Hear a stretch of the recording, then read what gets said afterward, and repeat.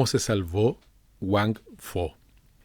El anciano pintor Wang Fo y su discípulo Ling erraban por los caminos del reino de Han. Avanzaban lentamente, pues Wang Fo se detenía durante la noche a contemplar los astros y durante el día a mirar las libélulas. No iban muy cargados, ya que Wang Fo amaba la imagen de las cosas y no las cosas en sí mismas, y ningún objeto del mundo le parecía digno de ser adquirido, a no ser pinceles, tarros de laca y rollos de seda o de papel de arroz. Eran pobres, pues Wang Fo trocaba sus pinturas por una ración de mijo y despreciaba las monedas de plata. Su discípulo, Ling, doblándose bajo el peso de un saco lleno de bocetos, encorvaba respetuosamente la espalda como si llevara encima la bóveda celeste, ya que aquel saco, a los ojos de Ling, estaba lleno de montañas cubiertas de nieve, de ríos en primavera y del rostro de la luna en verano. Ling no había nacido para correr los caminos al lado de un anciano que se apoderaba de la aurora y apresaba el crepúsculo. Su padre era cambista de oro, su madre era la hija única de un comerciante de jade que le había legado sus bienes maldiciéndola por no ser un hijo. Ling había crecido en una casa donde la riqueza abolía las inseguridades. Aquella existencia, cuidadosamente resguardada, lo había vuelto tímido. Tenía miedo de los insectos, de la tormenta y del rostro de los muertos. Cuando cumplió 15 años, su padre le escogió una esposa y la eligió muy bella, pues la idea de la felicidad que proporcionaba a su hijo lo consolaba de haber llegado a la edad en que la noche solo sirve para dormir. La esposa de Ling era frágil como un junco, infantil como la leche, dulce como la saliva, salada como las lágrimas. Después de la boda, los padres de Ling llevaron su discreción hasta el punto de morirse, y su hijo se quedó solo en su casa pintada de cinabrio, en compañía de su joven esposa, que sonreía sin cesar, y de un ciruelo que daba flores rosas cada primavera. Ling amó a aquella mujer de corazón límpido, igual que se ama a un espejo que no se empaña nunca, o a un talismán que siempre nos protege. Acudía a las casas de té para seguir la moda y favorecía moderadamente a bailarinas y acróbatas. Una noche, en una taberna, tuvo por compañero de mesa a Wang Fo. El anciano había bebido para ponerse en un estado que le permitiera pintar con realismo a un borracho. Su cabeza se inclinaba hacia un lado, como si se esforzara por medir la distancia que separaba su mano de la taza. El alcohol de arroz desataba la lengua de aquel artesano taciturno, y aquella noche Wang hablaba como si el silencio fuera una pared y las palabras unos colores destinados a embadurnarla.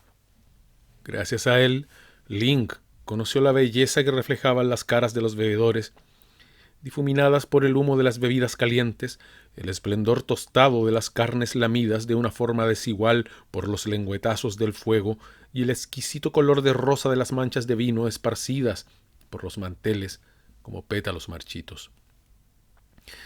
Una ráfaga de viento abrió la ventana. El aguacero penetró en la habitación. Wang Fo se agachó para que Ling admirase la lívida veta del rayo y Ling, maravillado, dejó de tener miedo a las tormentas. Ling pagó la cuenta del viejo pintor. Como Wang Fo no tenía ni dinero ni morada, le ofreció humildemente un refugio. Hicieron juntos el camino. Ling llevaba un farol. Su luz proyectaba en los charcos inesperados destellos. Aquella noche Ling se enteró con sorpresa de que los muros de su casa no eran rojos, como él creía, sino que tenían el color de una naranja que se empieza a pudrir. En el patio, Wang Fo advirtió la forma delicada de un arbusto en el que nadie se había fijado hasta entonces y lo comparó a una mujer joven que dejara secar sus cabellos. En el pasillo siguió con arrobo el andar vacilante de una hormiga a lo largo de las grietas de la pared, y el horror que Ling sentía por aquellos bichitos se desvaneció. Entonces, comprendiendo que Wang Fo acababa de regalarle un alma y una percepción nuevas, Ling acostó respetuosamente al anciano en la habitación donde habían muerto sus padres. Hacía años que Wang Fo soñaba con hacer el retrato de una princesa de antaño tocando el laúd bajo un sauce. Ninguna mujer le parecía lo bastante irreal para servirle de modelo, pero Ling podía serlo, puesto que no era una mujer. Más tarde, Wang Fo habló de pintar a un joven príncipe tensando el arco al pie de un alto cedro. Ningún joven de la época actual era lo bastante irreal para servirle de modelo, pero Ling mandó a posar a su mujer bajo el ciruelo del jardín. Después, Wang Fo la pintó vestida de hada entre las nubes de poniente y la joven lloró, pues aquello era un presagio de muerte. Desde que Ling prefería los retratos que le hacía Wang Fo a ella misma, su rostro se marchitaba como la flor que lucha con el viento o con las lluvias de verano. Una mañana la encontraron colgada de las ramas del ciruelo rosa. Las puntas de la bufanda de seda que la estrangulaba flotaban al viento mezcladas con sus cabellos. Parecía aún más esbelta que de costumbre y tan pura como las beldades que cantan los poetas de tiempos pasados. Wang Fo la pintó por última vez, pues le gustaba ese color verdoso que adquiere el rostro de los muertos. Su discípulo Ling desleía los colores y este trabajo exigía tanta aplicación que se olvidó de verter unas lágrimas. Ling vendió sucesivamente sus esclavos, sus jades y los peces de su estanque para proporcionar al maestro tarros de tinta púrpura que venían de Occidente. Cuando la casa estuvo vacía, se marcharon y Ling cerró tras él la puerta de su pasado. Wang Fo estaba cansado de una ciudad en donde ya las caras no podían enseñarle ningún secreto de belleza o de fealdad, y juntos ambos, maestro y discípulo, vagaron por los caminos del reino de Han. Su reputación los precedía por los pueblos, en el umbral de los castillos fortificados y bajo el pórtico de los templos donde se refugian los peregrinos inquietos al llegar el crepúsculo. Se decía que Wang Fo tenía el poder de dar vida a sus pinturas gracias a un último toque de color que añadía a los ojos. Los granjeros acudían a suplicarle que les pintase un perro guardián, y los señores querían que les hiciera imágenes de soldados. Los sacerdotes honraban a Wang Fo como a un sabio. El pueblo lo temía como a un brujo. Wang se alegraba de estas diferencias de opiniones que le permitían estudiar a su alrededor las expresiones de gratitud, de miedo y de veneración. Ling mendigaba la comida, velaba el sueño de su maestro y aprovechaba sus éxtasis para darle masaje en los pies. Al apuntar el día, mientras el anciano seguía durmiendo, salía en busca de paisajes tímidos, escondidos detrás de los bosquecillos de juncos. Por la noche, cuando el maestro, desanimado, tiraba sus pinceles al suelo, él los recogía. Cuando Wang Fo estaba triste y hablaba de su avanzada edad, Ling le mostraba sonriente el tronco sólido de un viejo roble. Cuando Wang Fo estaba alegre y soltaba sus chanzas, Ling fingía escucharlo humildemente. Un día, al atardecer, llegaron a los arrabales de la ciudad imperial y Ling buscó para Wang Fo un albergue donde pasar la noche. El anciano se envolvió en sus harapos y Ling se acostó junto a él para darle calor, pues la primavera acababa de llegar y el suelo de barro estaba helado aún. Al llegar el alba, unos pesados pasos resonaron por los pasillos de la posada. Se oyeron los susurros amedrentados del posadero y unos gritos de mando proferidos en lengua bárbara. Ling se estremeció, recordando que el día anterior había robado un pastel de arroz para la comida del maestro. No puso en duda que venían a arrestarlo y se preguntó quién ayudaría mañana a Wang Fo a vadear el próximo río. Entraron los soldados provistos de faroles. La llama, que se filtraba a través del papel de colores, ponía luces rojas y azules en sus cascos de cuero. La cuerda de un arco vibraba en su hombro y de repente los más feroces rugían sin razón alguna. Pusieron su pesada mano en la nuca de Wang Fo, quien no pudo evitar fijarse en que sus mangas no hacían juego con el color de sus abrigos. Ayudado por su discípulo, Wang Fo siguió a los soldados, tropezando por unos caminos desiguales. Los transeúntes agrupados se mofaban de aquellos dos criminales a quienes probablemente iban a decapitar. A todas las preguntas que hacía Wang, los soldados contestaban con una mueca salvaje. Sus manos atadas le dolían y Ling, desesperado, miraba a su maestro sonriendo, lo que era para él una manera más tierna de llorar. Llegaron a la puerta del palacio imperial, cuyos muros violeta se erguían en pleno día como un trozo de crepúsculo. Los soldados obligaron a Wang Fo a franquear innumerables salas cuadradas o circulares cuya forma simbolizaba las estaciones, los puntos cardinales, lo masculino y lo femenino, la longevidad, las prerrogativas del poder. Las puertas giraban sobre sí mismas mientras emitían una nota de música, y su disposición era tal que podía recorrerse toda la gama al atravesar el Palacio de Levante a poniente. Todo se concertaba para dar idea de un poder y de una sutileza sobrehumanas, y se percibía que las más ínfimas órdenes que allí se pronunciaban debían de ser definitivas y terribles, como la sabiduría de los antepasados. Finalmente, el aire se enrareció. El silencio se hizo tan profundo que ni un torturado se hubiera atrevido a gritar. Un eunuco levantó una cortina. Los soldados temblaron como mujeres y el grupito entró en la sala en donde se hallaba el Hijo del Cielo sentado en su trono.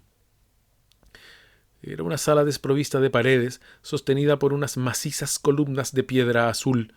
Florecía un jardín al otro lado de los fustes de mármol, y cada una de las flores que encerraban sus bosquecillos pertenecía a una exótica especie traída de allende los mares. Pero ninguna de ellas tenía perfume, por temor a que la meditación del dragón celeste se viera turbada por los buenos olores. Por respeto al silencio en que bañaban sus pensamientos, ningún pájaro había sido admitido en el interior del recinto, y hasta se había expulsado de allí a las abejas. Un alto muro separaba el jardín del resto del mundo, con el fin de que el viento, que pasa sobre los perros reventados y los cadáveres de los campos de batalla, no pudiera permitirse ni rozar siquiera la manga del emperador. El maestro celeste se hallaba sentado en un trono de jade y sus manos estaban arrugadas como las de un viejo, aunque apenas tuviera 20 años. Su traje era azul para simular el invierno y verde para recordar la primavera. Su rostro era hermoso, pero impasible como un espejo colocado a demasiada altura y que no reflejara más que los astros y el implacable cielo. A su derecha tenía al ministro de los placeres perfectos y a su izquierda al consejero de los tormentos justos. Como sus cortesanos, alineados al pie de las columnas, aguzaban el oído para recoger la menor palabra que de sus labios escapara, había adquirido la costumbre de hablar siempre en voz baja. «Dragón celeste», dijo Wang Fo prosternándose, «soy viejo, soy pobre y soy débil. Tú eres como el verano, yo soy como el invierno. Tú tienes 10.000 vidas, yo no tengo más que una y pronto acabará. ¿Qué te he hecho yo? Han atado mis manos que jamás te hicieron daño alguno». «¿Y tú me preguntas qué es lo que me has hecho, viejo Wang Fo?», dijo el emperador. Su voz era tan melodiosa que daban ganas de llorar. Levantó su mano derecha, que los reflejos del suelo de jade transformaban en glauca como una planta submarina, y Wang Fo, maravillado por aquellos dedos tan largos y delgados, trató de hallar en sus recuerdos si alguna vez había hecho del emperador o de sus ascendientes un retrato tan mediocre que mereciese la muerte.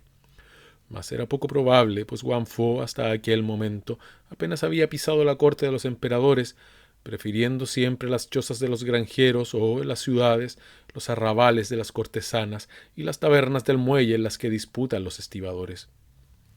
«¿Me preguntas lo que me has hecho, viejo Wang Fo?», prosiguió el emperador, inclinando su cuello delgado hacia el anciano que lo escuchaba.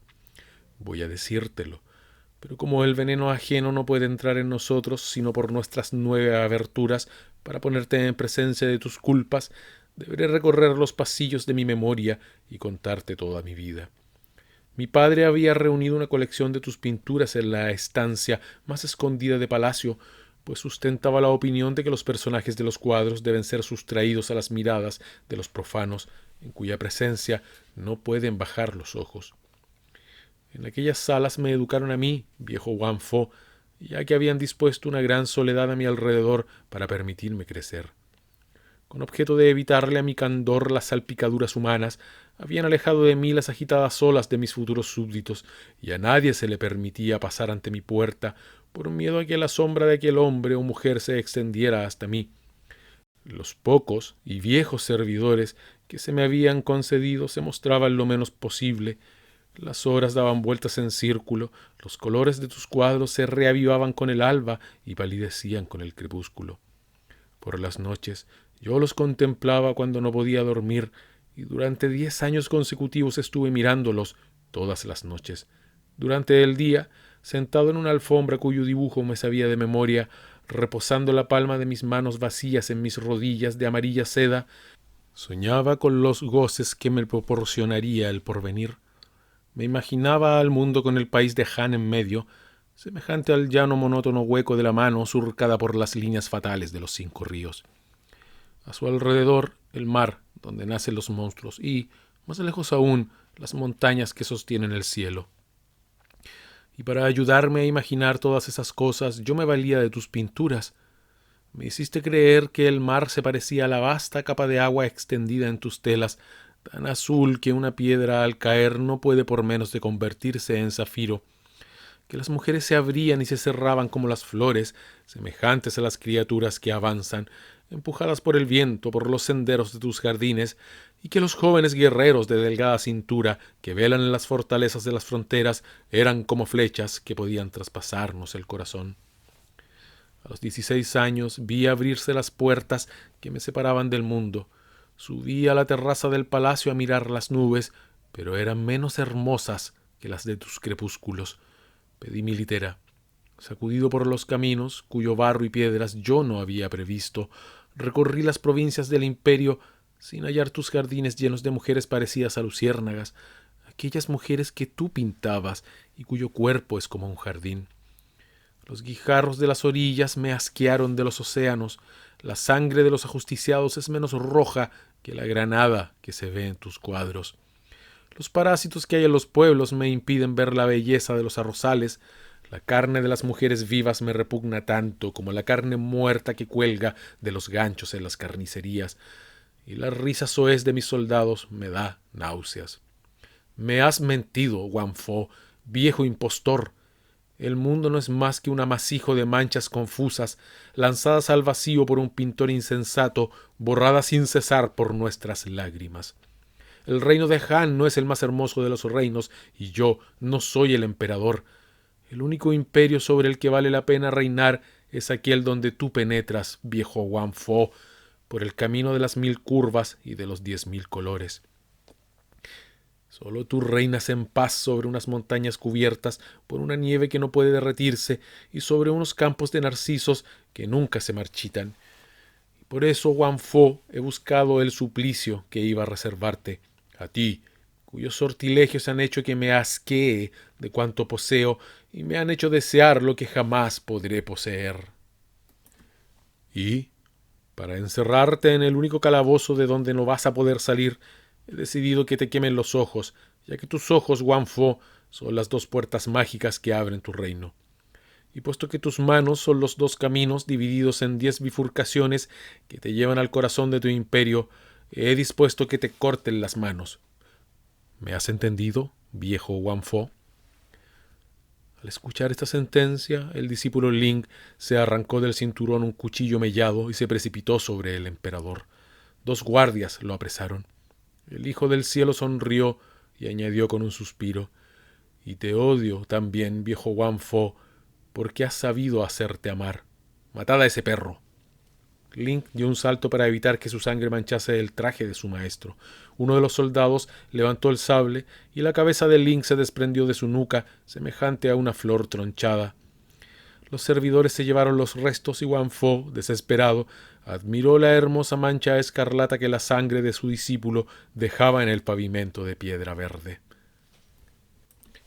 El emperador hizo una seña y 2 eunucos limpiaron los ojos de Wang Fo. «Óyeme, viejo Wang Fo», dijo el emperador, «y seca tus lágrimas, pues no es el momento de llorar. Tus ojos deben permanecer claros con el fin de que la poca luz que aún les queda no se empañe con tu llanto. Ya que no deseo tu muerte solo por rencor, ni solo por crueldad quiero verte sufrir. Tengo otros proyectos, viejo Wang Fo. Poseo, entre la colección de tus obras, una pintura admirable, en donde se reflejan las montañas, el estuario de los ríos y el mar, infinitamente reducidos, es verdad, pero con una evidencia que sobrepasa a la de los objetos mismos, como las figuras que se miran a través de una esfera. Pero esta pintura se halla inacabada, Wang Fo, y tu obra maestra no es más que un esbozo. Probablemente en el momento en que la estabas pintando, sentado en un valle solitario, te fijaste en un pájaro que pasaba o en un niño que perseguía al pájaro, y el pico del pájaro o las mejillas del niño te hicieron olvidar los párpados azules de las olas. No has terminado las franjas del manto del mar, ni los cabellos de algas de las rocas. Wang Fo, quiero que dediques las horas de luz que aún te quedan a terminar esta pintura, que encerrará de esta suerte los últimos secretos acumulados durante tu larga vida. No me cabe duda de que tus manos, tan próximas a caer, temblarán sobre la seda y el infinito penetrará en tu obra por esos cortes de la desgracia. Ni me cabe duda de que tus ojos, tan cerca de ser aniquilados, descubrirán unas relaciones al límite de los sentidos humanos.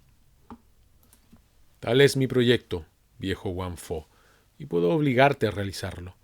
Si te niegas, antes de cegarte quemaré todas tus obras, y entonces serás como un padre cuyos hijos han sido todos asesinados y destruidas sus esperanzas de posteridad.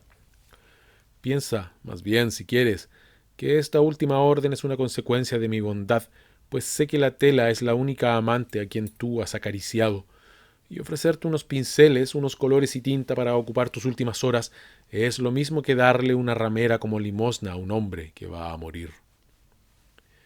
A una seña del dedo meñique del emperador, 2 eunucos trajeron respetuosamente la pintura inacabada, donde Wang Fo había trazado la imagen del cielo y del mar. Wang Fo se secó las lágrimas y sonrió, pues aquel apunte le recordaba su juventud. Todo en él atestiguaba una frescura de alma a la que ya Wang Fo no podía aspirar, pero le faltaba, no obstante, algo, pues en la época en que la había pintado Wang, todavía no había contemplado lo bastante las montañas, ni las rocas que bañan en el mar sus blancos desnudos, ni tampoco se había empapado lo suficiente de la tristeza del crepúsculo. Wang Fo eligió uno de los pinceles que le presentaba un esclavo y se puso a extender, sobre el mar inacabado, amplias pinceladas de azul. Un eunuco en cuclillas a sus pies desleía los colores. Hacía esta tarea bastante mal y más que nunca Wang Fo echó de menos a su discípulo Ling. Wang empezó por teñir de rosa la punta del ala de una nube posada en una montaña. Luego añadió a la superficie del mar unas pequeñas arrugas que no hacían sino acentuar la impresión de su serenidad. El pavimento de jade se iba poniendo singularmente húmedo, pero Wang Fo, absorto en su pintura, no advertía que estaba trabajando sentado en el agua. La frágil embarcación, agrandada por las pinceladas del pintor, ocupaba ahora todo el primer plano del rollo de seda. El ruido acompasado de los remos se elevó de repente en la distancia, rápido y ágil como un batir de alas. El ruido se fue acercando, llenó suavemente toda la sala y luego cesó. Unas gotas temblaban, inmóviles, suspendidas de los remos del barquero. Hacía mucho tiempo que el hierro al rojo vivo, destinado a quemar los ojos de Wang, se había apagado en el brasero del verdugo. Con el agua hasta los hombros, los cortesanos, inmovilizados por la etiqueta, se alzaban sobre la punta de los pies.